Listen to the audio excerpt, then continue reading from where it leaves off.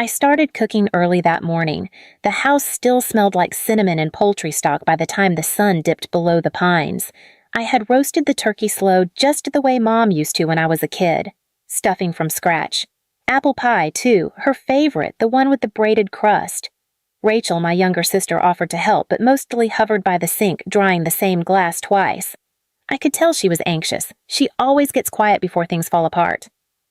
Mom Darlene Blake, 63, silver hair always set tight in curlers, stayed planted in front of the TV until it was time to eat.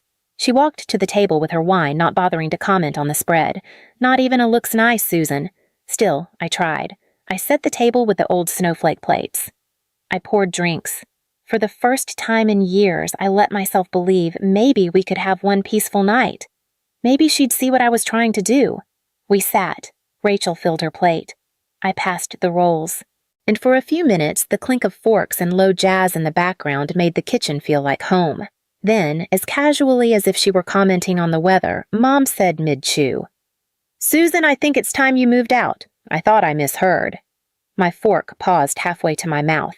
I glanced at Rachel, her eyes went wide. I set the fork down, kept my voice even. "I pay the rent, I pay the bills. I buy the groceries. You haven't worked in 5 years. Mom didn't flinch. She took a sip of wine, eyes on her plate. "I just need space back, that's all." Like I'd been squatting in the home I've been holding up by my fingertips. No one said anything, not even Rachel. I don't remember the rest of that meal, just the way the candlelight flickered against her glass and how small I suddenly felt in a house I thought was mine, too. I moved back in the year Mom lost her job at the clinic. She said it would be for a little while, just until she got back on her feet. I still had my apartment back then, a quiet one-bedroom with carpet that never quite vacuumed clean, but it was mine. Still, I packed my things and came home thinking I'd be there for maybe 6 months. That was nearly 5 years ago. At first I didn't mind. I could work remotely. I had a steady job in IT, good health insurance. I paid the mortgage to keep us afloat, then the utilities, then the groceries.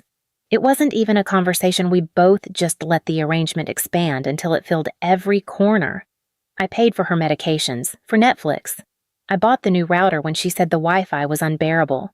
I told myself it was what daughters do. The first time she snapped it was about the sink. One bowl left from lunch, and suddenly she was sighing loud enough for the neighbors. Then came the digs. Some people don't understand how to respect a shared space, followed by silence that lasted for days. Other times it was the sound of me laughing during a late-night call with a friend. "Your voice carries," she'd say, her mouth tight. Or if the mail was late or the garbage hadn't gone out, somehow it looped back to me. I kept brushing it off. She's going through something, I told myself. She raised me. She gave me everything when I was small, homemade lunches, rides to piano practice, the long talks on the porch after my first heartbreak. That version of her felt like someone I still owed something to. So I kept paying. I kept quiet. I let her tell our relatives that I was staying for a bit while job searching, even though I never stopped working. I let her have her version of things. But bit by bit, it started to wear. I began feeling like a guest in the house I was financing, like I had to knock before entering the kitchen, like my presence was something she tolerated, not something she leaned on. And still, I stayed. Because part of me thought if I just held on a little longer, she'd see it. She'd see me. I didn't sleep much that night. I sat on the edge of my bed, still in the sweater I wore to dinner, watching the shadows shift across the ceiling. The house creaked like it always did in winter pipes, settling old wood, groaning, but this time it felt different, quieter somehow, colder. She didn't knock. Didn't come down the hall to ask if I was okay. No, she'd gone to bed with her wine glass half-full door closed behind her. So I packed, not with rage, not with sadness, just with a kind of quiet I didn't know I had in me. A small suitcase, laptop, a few changes of clothes, toothbrush, charger. I stood in my room for a long time before turning off the light. There wasn't a plan. I hadn't made calls or checked listings. I just knew I couldn't wake up in that house one more day pretending we were still family. When morning came, I waited until I heard her snore through the wall, deep, heavy, and then I opened the front door slow enough not to let it creak. No goodbye. No letter on the counter. Just one last glance at the kitchen table where the pie still sat untouched. I pulled the door closed behind me, careful not to let it slam. Outside, the sky was gray. The cold bit at my throat as I stepped off the porch with nothing but my suitcase and the sound of wet leaves underfoot. I told myself maybe she'd call. Maybe she'd ask where I was, ask if I had somewhere to stay. But as I reached the street and kept walking, that hope shrank with every step. Mason didn't ask questions when I showed up at his door with a suitcase. He just stepped aside, pointed toward the couch, and said, "Blankets are in the hall closet. Bathroom's still broken, so jiggle the handle." I hadn't seen him in months. We used to work together, same office, different teams, but we kept in touch. He always had this way of making silence feel like company, not pressure. His place was small, mismatched mugs, a dent in the fridge door, carpet that smelled faintly of lemon cleaner. But it was warm and still. I lay on the couch that night, wrapped in a faded comforter, and listened to the hum of the radiator. No footsteps above me, no tense quiet from the hallway. I cried for a few minutes. Not because I missed her. I wasn't even sure I did, but because my body didn't know how else to react to stillness. The next morning, Mason handed me a mug of black coffee and a set of spare keys. "Stay as long as you need," he said. It took 3 days to find a studio apartment on the edge of town. The building was old, but the floors were clean and the windows opened. No one gave me a look if I played music after 10. I bought a second-hand couch, a tiny folding table, a coffee maker on clearance, and for the first time in years, I made dinner just for myself. I didn't apologize for the smell of garlic.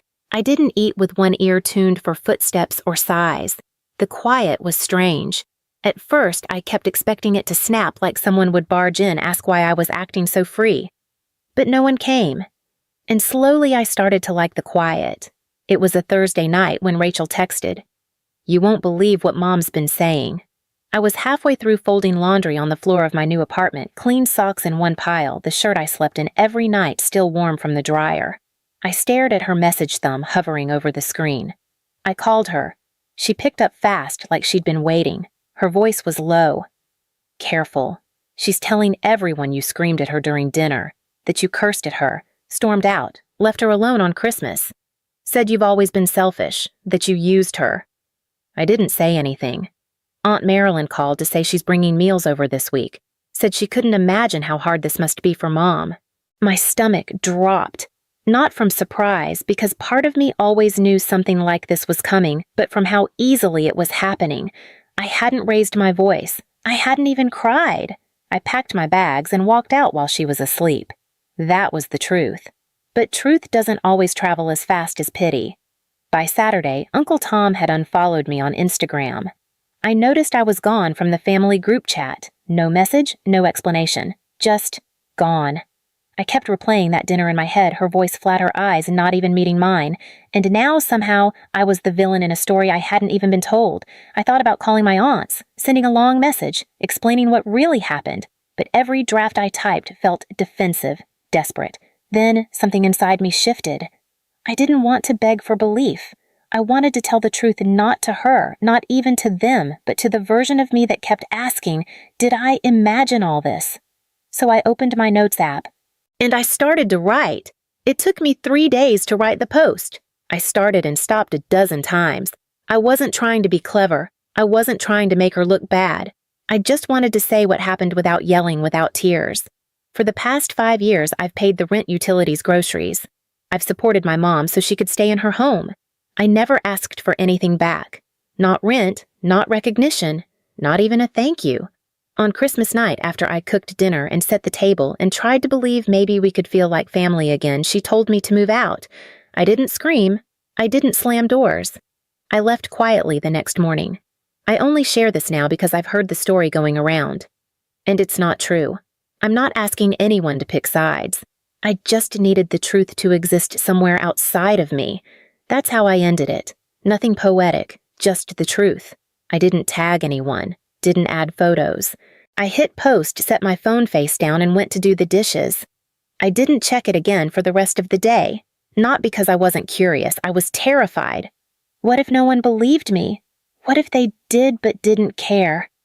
That night I lay on the couch staring at the ceiling, wondering if I'd made a mistake. Maybe I should have kept it to myself. Maybe silence was safer. But around midnight, my phone started lighting up. Missed calls, messages, comments. names I hadn't seen in months. I didn't open any of them, not yet. I just watched the screen flash and fade. Flash and fade. And for the first time in a long time, I didn't feel invisible. The first message I opened was from Aunt Lisa. She'd always been the one who sent birthday cards on time, who cut through family gossip with quiet facts. "I just read your post. I'm stunned. I'm so sorry I believed the worst." She didn't try to soften it, didn't blame confusion or say we just didn't know. Truth is, your mom's always had a way of adjusting the story when things didn't go her way. I guess none of us ever wanted to say it out loud. I hadn't realized how much I needed someone to say that, to name it, to stop pretending it was all just a misunderstanding. She ended with, "If you ever need a place for holidays, my door's open." After that, the silence started to shift. Cousin Caleb messaged me a day later. "We always knew something was off in the way she talked to you." He didn't elaborate. He didn't have to. Some relatives never responded directly, but they started refollowing me. A few added heart reacts to my post. Nothing loud. Just quiet shifts. And it hit me how many people had seen things but stayed silent. How many had felt something wasn't right but didn't know what to do with it. It didn't erase the years. It didn't fix the hole. But it made me feel less alone in the remembering. I wasn't the only one who saw the cracks. I was just the first to speak. That morning, as I drank coffee on the floor of my apartment with my legs crossed beneath me, I didn't feel triumphant. I didn't feel vindicated. I just felt steadier. Like the ground beneath me had finally stopped moving. Rachel texted me 4 days after the post. Just a simple, "Can we meet somewhere?" We hadn't spoken since I left. Not really. A few short messages. A heart reaction when I shared my new place. Nothing more. We met at a small cafe near downtown, the kind with foggy windows and too many hanging plants. She was already there when I arrived, fingers wrapped around a chipped mug. "Hey," she said, like we'd just seen each other last week. I sat down across from her. The silence stretched not heavy, just unsure. She looked tired, paler than I remembered. Then she started talking. Things had gotten worse at the house. Without me covering the rent, Mom had started missing payments. The power had been shut off for a full day before she scraped together enough to get it back. She'd tried asking Grandma for money, but Grandma said no. Said she was tired of enabling. Rachel said Mom had been spiraling short-tempered paranoid, blaming everyone but herself. And then she paused, looked down at her hands. "I used to think you were overreacting," she said. "I told myself you were too sensitive. Or maybe just tired. But watching her now," she shook her head. "You did the right thing by leaving," she said. "You should have left sooner." I didn't answer right away. There was a lump in my throat I didn't know how to speak around. Hearing those words from the only other person who knew what that house really felt like was like someone unlocking a door I hadn't realized I was still pushing against. She said she wanted to leave too, when she could afford it. I told her I couldn't offer money, but when she was ready, truly ready, I'd help however I could. I wasn't going to let her fall. Not like I had. She showed up without warning. It was a Tuesday, late afternoon. I was still in sweatpants folding laundry when I heard the knock. I opened the door halfway. She stood there. Darlene, my mother, with a plastic bakery box in her hands. A pie store bought the label still curling at the edges. Her smile was tight, unfamiliar. "Thought I'd stop by," she said. "Maybe we could have dinner sometime, talk." I didn't move. "Things haven't been the same," she added. "I miss you." I leaned against the frame, arms crossed to the cold from the hallway creeping into my toes. "Are you here to apologize?" I asked. She blinked, hesitated. "I don't think I need to," she said slowly. "I think we both made mistakes. That was it. No acknowledgement, no clarity. Just the same vague balancing act she always leaned on. If we're both wrong, then no one has to be responsible." I looked at the pie, at her fingers tightening on the plastic rim. "I wish you well," I said quietly. Then I stepped out, pulled the door gently behind me, and left her standing in the hallway.